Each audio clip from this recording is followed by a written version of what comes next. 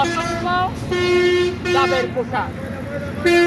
দেশে যখন chikungunya dengue রোগে মানুষ আক্রান্ত হচ্ছে,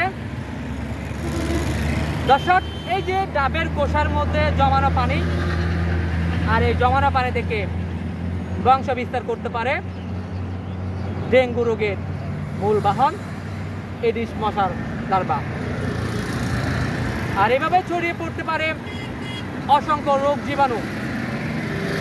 জনবহুল এলাকা হওয়ায় প্রতিনিয়ত হাজারো মানুষ এই পথ দিয়ে চলাচল করে।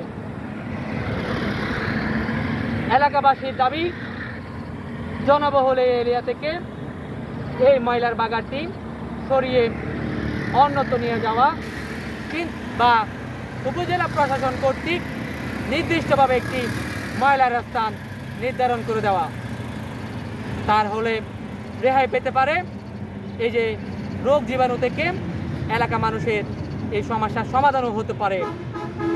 আমরাও চাই জনবহুল এই এলাকা থেকে অঘোষিত ময়লার বাগানটি অন্যত্র ছড়িয়ে কিংবা নির্দিষ্ট কোনো একটি স্থানে করা হোক এই ধরনের ময়লার বাগান।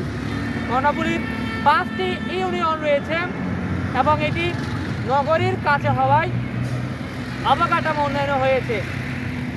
শুধু উন্নয়ন হয়নি, এই যে 5 ইউনিয়নের বিভিন্ন যে আবাসিক কিংবা যে এলাকাগুলো রয়েছে বা যে বাজার মার্কেট রয়েছে, সে ময়লাগুলো ফেলার জন্য একটি নির্দিষ্ট স্থানের আমাদের স্কেলে প্রতিবেদনের মাধ্যমে আমরা উপজেলা প্রশাসনের দৃষ্টি আকর্ষণ করব। অতি দ্রুত এই সমস্যার সমাধান হোক, পরিত্রাণ প্রাক এলাকাবাসীও